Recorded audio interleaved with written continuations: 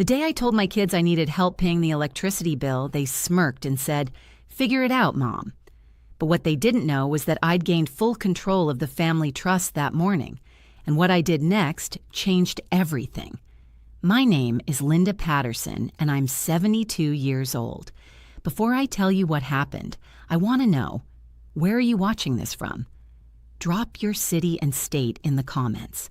I love connecting with all of you.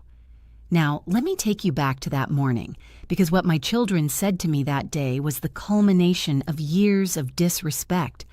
But it was also the day everything shifted in my favor. It started on a Tuesday morning in March. I was sitting at my kitchen table, the same oak table where I'd served thousands of meals to my family over the decades. The electricity bill sat in front of me, $247. Not a fortune, but it might as well have been. You see, I'd spent the last 6 years living on a fixed income that barely covered my basic needs. My husband Thomas had passed away 6 years ago, leaving behind what I thought was a comfortable estate. But the reality was far more complicated than I could have imagined. Thomas had been a successful commercial real estate developer. Over 40 years of marriage, he'd built up a substantial portfolio of properties and investments. When he died, everything was placed into a family trust. The trustee was supposed to manage it for the benefit of our family, specifically to provide for me in my retirement, and eventually pass to our 3 children, Michael, 45, Sarah, 42, and David, 39. But here's what I didn't know when Thomas died. The trustee he'd appointed was his business partner, Frank Morrison, and Frank had his own ideas about how that money should be managed. For the first year after Thomas's death, I received regular monthly distributions. Nothing extravagant. $5,000 a month, which was enough to cover my mortgage, utilities, groceries, and medical expenses with a little leftover. I thought that was how it would continue. Then the distributions started getting smaller. First $4,500, then $4,000. Frank always had an excuse. "Market's down, Linda. Had some unexpected expenses on the properties. Trust needs to maintain reserves." By the 3rd year, I was getting $3,000 a month. By the 5th year, $2,500. And for the past year, I'd been receiving just $2,000 monthly. My mortgage alone was $1,500. That left $500 for everything else. I started cutting corners everywhere. I stopped buying new clothes. The ones I had developed holes and worn spots. But I learned to mend them, sitting at my kitchen table with needle and thread like women did during the Depression. I ate the same simple meals: oatmeal for breakfast, sandwiches for lunch, pasta or rice dishes for dinner. I kept the thermostat at 62 in winter, wearing layers of sweaters until I looked like a walking closet. In summer, I'd set it to 80 and sit by open windows, hoping for a breeze. I canceled my cable, my newspaper subscription, my book club membership. I stopped going to the hair salon where I'd been a customer for 20 years and started cutting my own hair in front of the bathroom mirror, the results uneven and amateurish. I gave up the small luxuries that had made life pleasant. No more occasional dinners out with friends. I started declining invitations, making up excuses until eventually the invitations stopped coming. The weekly flowers I used to buy at the farmer's market, just $5 for a small bouquet that brightened my kitchen, gone. The mystery novels I loved to read, I couldn't afford new ones, so I reread the same old paperbacks until the pages fell apart. I stopped contributing to the church collection plate, which filled me with shame. I couldn't afford birthday gifts for my grandchildren, so I baked cookies and wrote heartfelt cards, pretending that was my choice rather than my only option. I learned which grocery stores had the best sales, clipping coupons like my mother had done in the 1950s. I ate a lot of rice and beans, a lot of peanut butter sandwiches. I bought store-brand everything. I rationed my medication, taking pills every other day instead of daily, because I couldn't afford the co-pays for refills. My arthritis got worse without consistent treatment. But what choice did I have? But it still wasn't enough. Medical bills were piling up. I needed a root canal but couldn't afford it, so I lived with the pain, taking over-the-counter painkillers and praying the infection wouldn't get worse.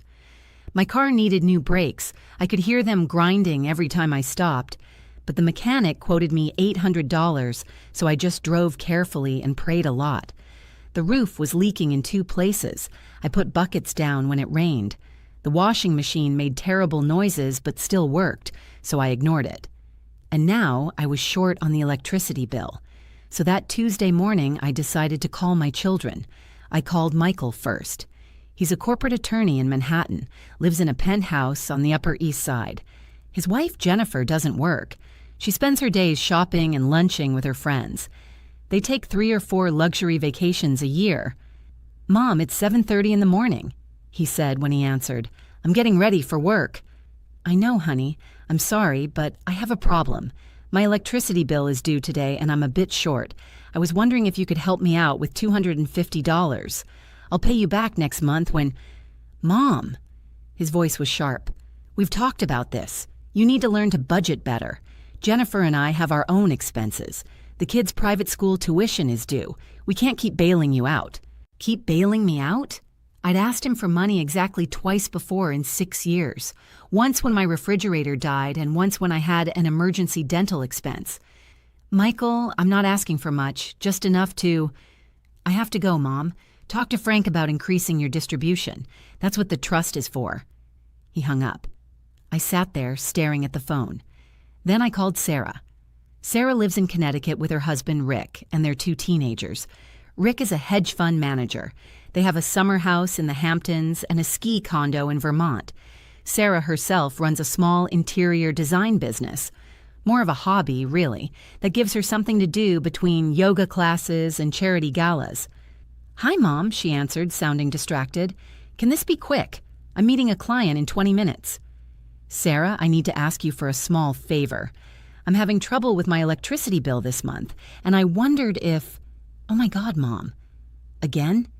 You know Rick and I are in the middle of renovating the Hamptons house. Do you have any idea what that costs? We just spent $40,000 on the kitchen alone." My throat tightened. "I'm not asking for $40,000, sweetheart.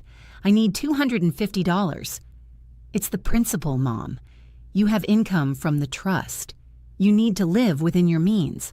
Maybe you should sell that big house and move into a smaller apartment. That would solve a lot of your problems." "Sell my house?" "The house Thomas and I bought when we were newlyweds. The house where we'd raised our children, where every room held memories of birthday parties and holiday dinners and quiet Sunday mornings." "I'll figure it out," I said quietly. "Good. Look, I really have to run. Love you." She was gone. I had one more option. David, my youngest. He'd always been the sweetest of my children, the most attentive when his father died. Surely he would help. David is a successful tech entrepreneur in Seattle. He'd sold his startup 2 years ago for $42 million. He and his wife, Amanda, live in a modern mansion overlooking Lake Washington. "Hey, Mom." He sounded cheerful when he answered. "What's up?" I explained the situation, trying to keep my voice steady. There was a pause on the other end of the line. "Mom, I love you, but here's the thing. Amanda and I just talked to our financial advisor about this exact issue. We give a lot to charity. You know that. We donate over $1 million a year. But he said we need to be more strategic. We can't just give money to everyone who asks, even family. It sets a bad precedent." "A bad precedent?" My voice cracked. "David, I'm your mother. I'm not everyone who asks. I raised you. I sacrificed everything for you and your siblings." "I know, Mom, and we appreciate that. But you made choices in your life, and we're making choices in ours. You chose to be a stay-at-home mom instead of building a career. That was your decision. We can't be responsible for the consequences of your choices." The consequences of my choices. As if raising 3 children, supporting my husband's career, managing our household, and volunteering in the community for 40 years wasn't valuable work. "I understand," I whispered. "Goodbye, David." I set the phone down on the oak table. My hands were trembling. I looked at the electricity bill, then at my checkbook. I had $417 in my account. If I paid the bill, I'd have $170 left for food and gas until the next trust distribution in 2 weeks. That's when I heard the doorbell. I wasn't expecting anyone, but I wiped my eyes and went to answer it. Standing on my porch was a man in an expensive suit, carrying a leather briefcase. He was about 60, with silver hair and kind eyes. "Mrs. Patterson? Linda Patterson?" "Yes. My name is Robert Chen. I'm an attorney. May I come in? I have some important information regarding your late husband's estate." I showed him into the living room. He declined my offer of coffee and got straight to business. "Mrs. Patterson, I apologize for arriving unannounced, but I've been trying to reach you for several weeks. Your phone number wasn't listed, and my letters were returned." "Letters? I haven't received any letters from you." He frowned. "They were sent to this address, but that's not important right now. What is important is that I have information you need to hear. I was your late husband's attorney, not Frank Morrison.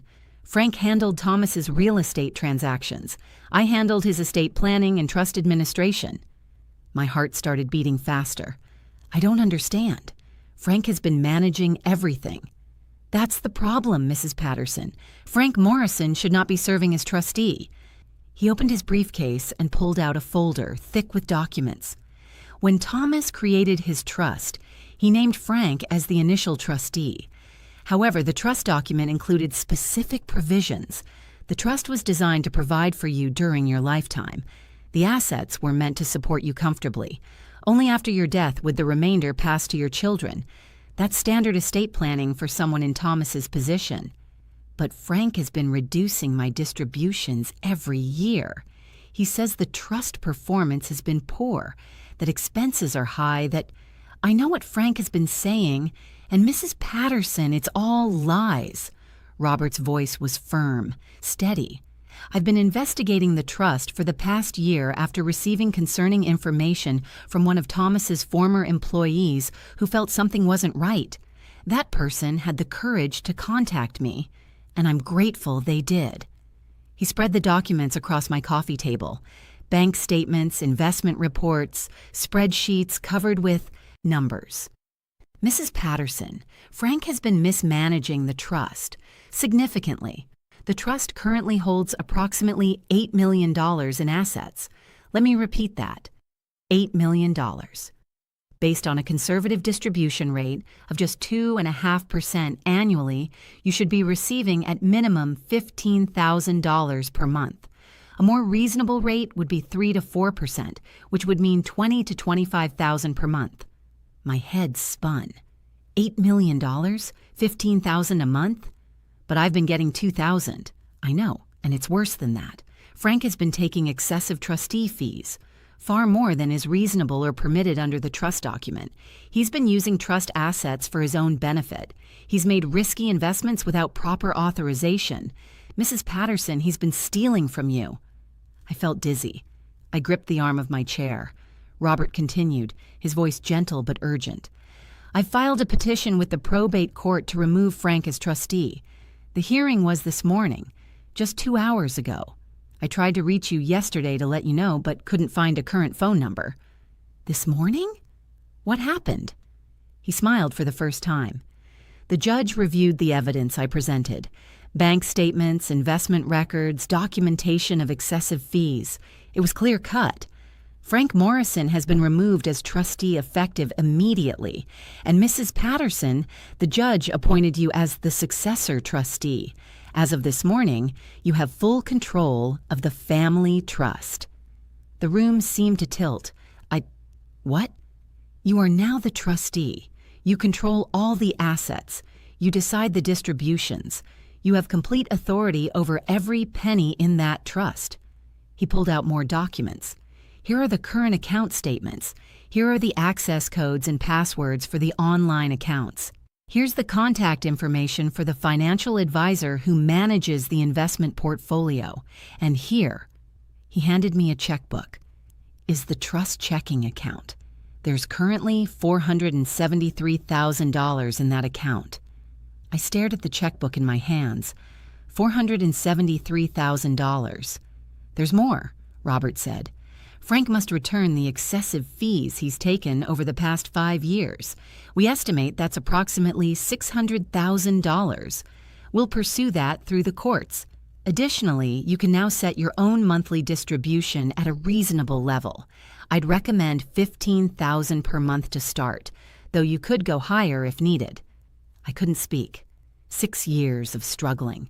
6 years of eating cheap pasta and wearing worn-out shoes and keeping my house cold in winter. 6 years of being told there wasn't enough money, and all along, there were millions. Robert stood up.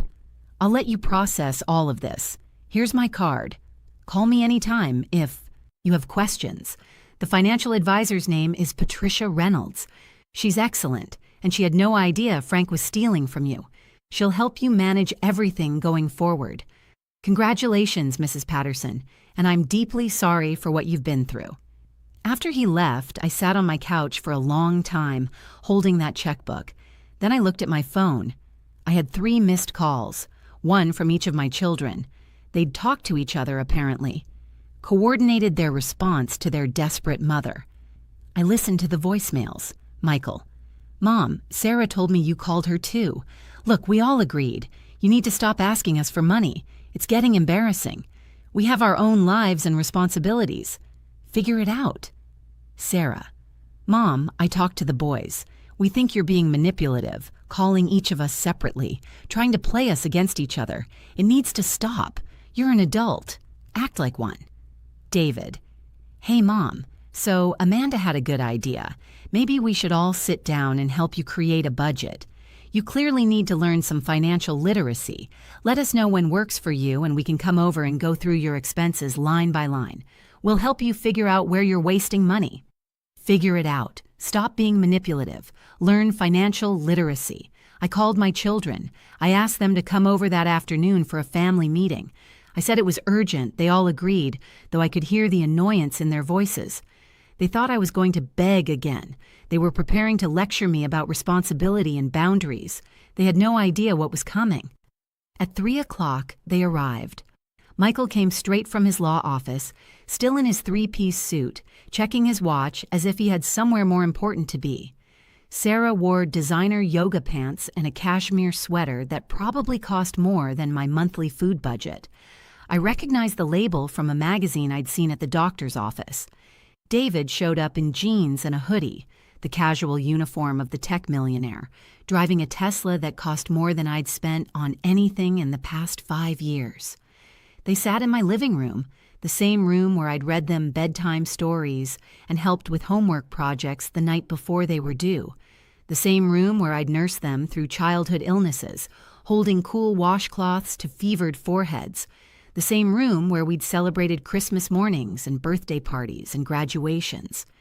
They looked at me with expressions somewhere between impatience and pity, like they were humoring a difficult elderly relative who didn't quite understand how the world worked.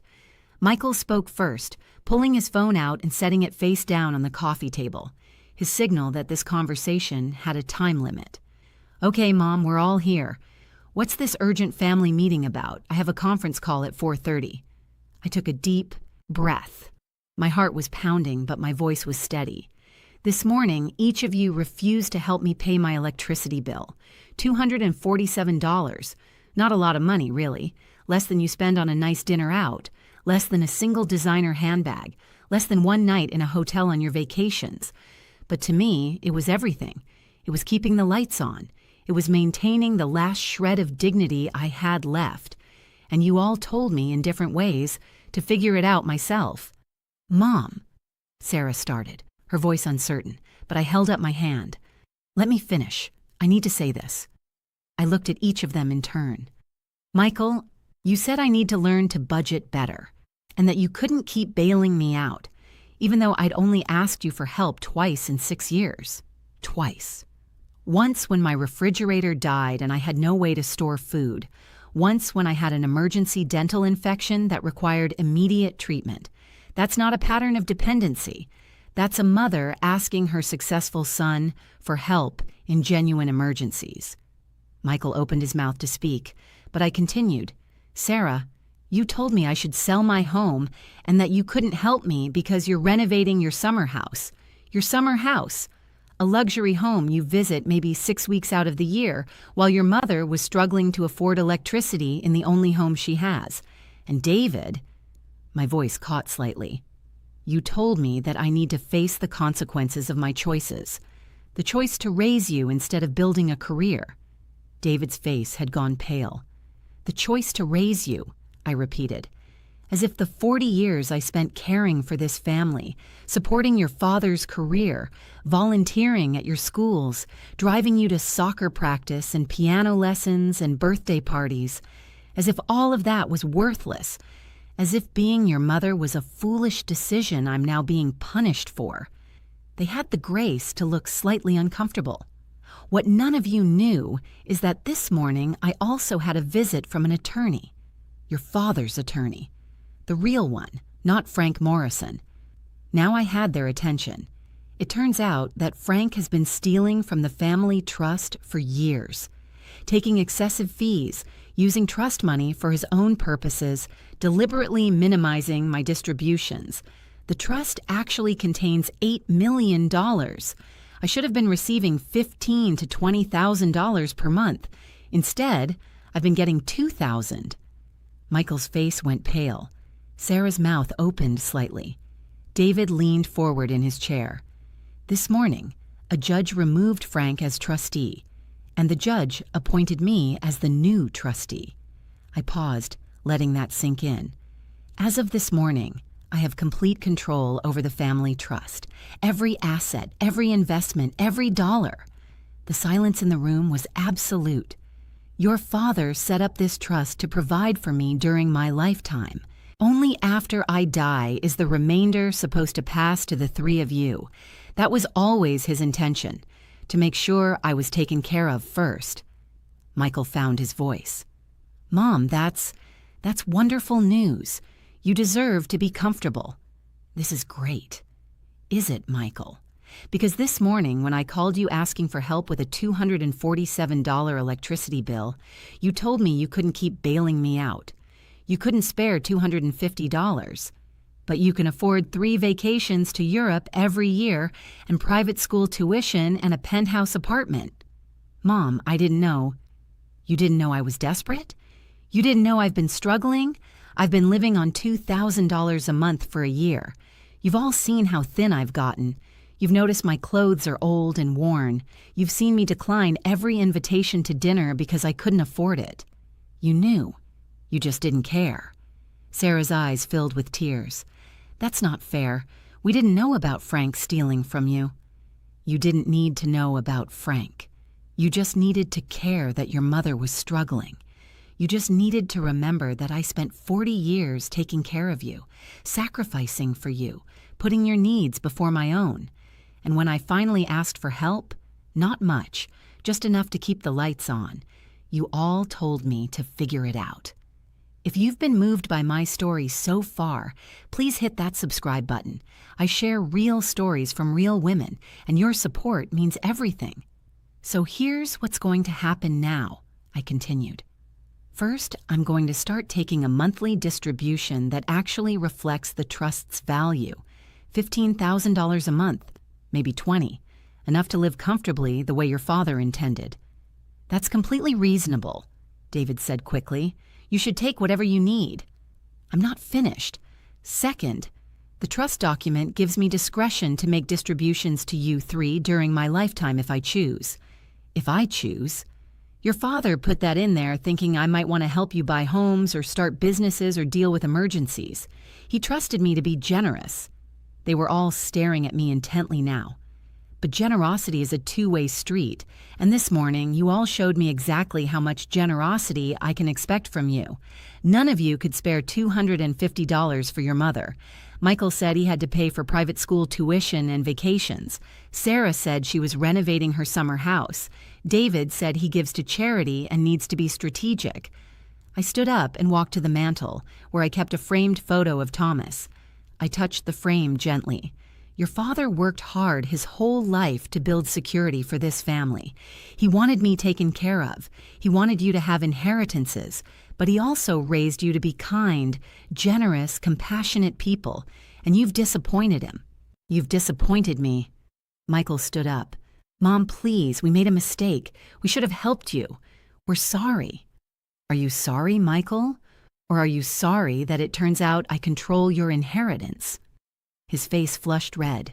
Sarah was crying now. "Mom, we love you. We were thoughtless, please." "Here's my decision," I said. "The trust will continue to exist.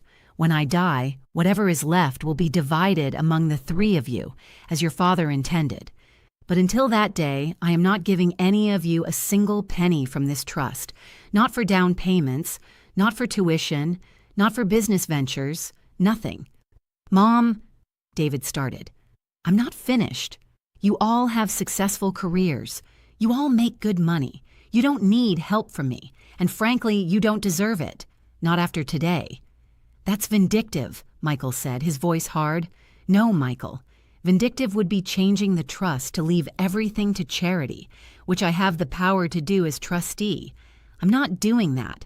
I'm honoring your father's wishes that you eventually inherit, but I'm also honoring his wishes that I be taken care of, something none of you seem to care about this morning."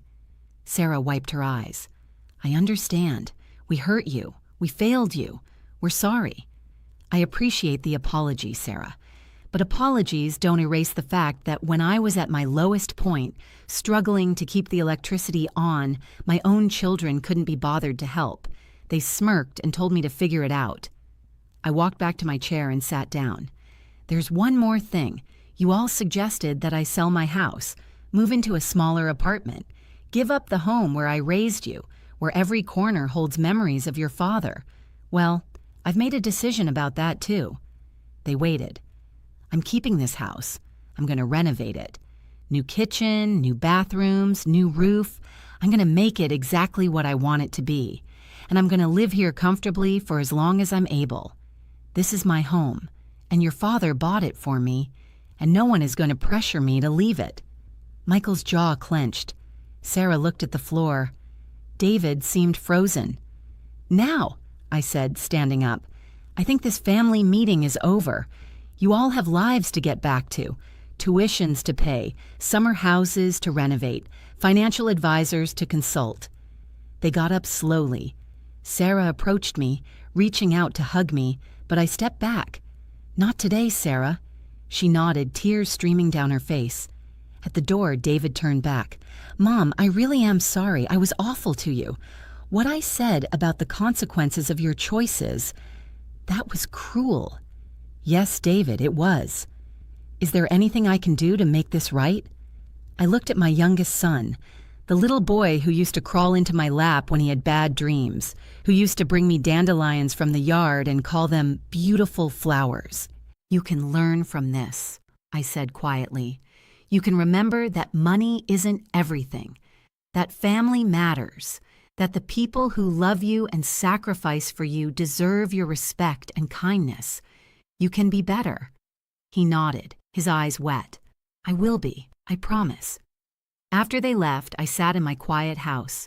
I thought about calling my friend Barbara, telling her everything, but I didn't. I just sat there, holding that trust checkbook, feeling something I hadn't felt in years. Not triumph exactly, not joy, just peace. The next morning, I paid my electricity bill. Then I made an appointment with Patricia Reynolds, the financial advisor. She was wonderful, horrified at what Frank had done, eager to help me understand and manage the trust assets properly. I increased my monthly distribution to $18,000. I hired a contractor to renovate my kitchen. I bought new clothes. I went to the dentist and got that root canal. I started buying fresh flowers every week again. And I started donating to charities that help older women in financial distress, women who'd been taken advantage of, women struggling to maintain their dignity and independence. $1,000 a month to a local women's shelter, another $1,000 to a legal aid organization that helps seniors fight financial abuse. It felt good to turn my pain into something that might help others. My children tried to rebuild the relationship. They called weekly, visited monthly, they sent flowers on my birthday, they were attentive and apologetic, and gradually, over time, I softened toward them. Not because they deserved forgiveness, but because I deserved peace. But I never forgot. And I never changed my decision about the trust. The trust still holds about $7.5 million. It's well managed, growing steadily. When I die, they'll each inherit roughly $2.5 million, minus estate taxes. They'll be fine. They'll have their inheritances.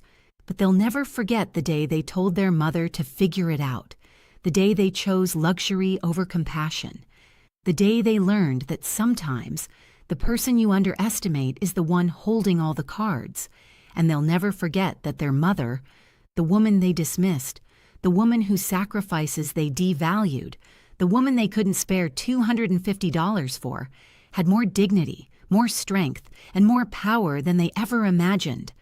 That's my story. That's the day everything changed. And you know what? I sleep better now than I have in years. Not just because I don't worry about money anymore, but because I stood up for myself, because I refused to be dismissed and disrespected by the very people I'd given everything to raise. Sometimes the best revenge isn't revenge at all. Sometimes it's just living well, on your own terms, with your head held high. And that's exactly what I'm doing.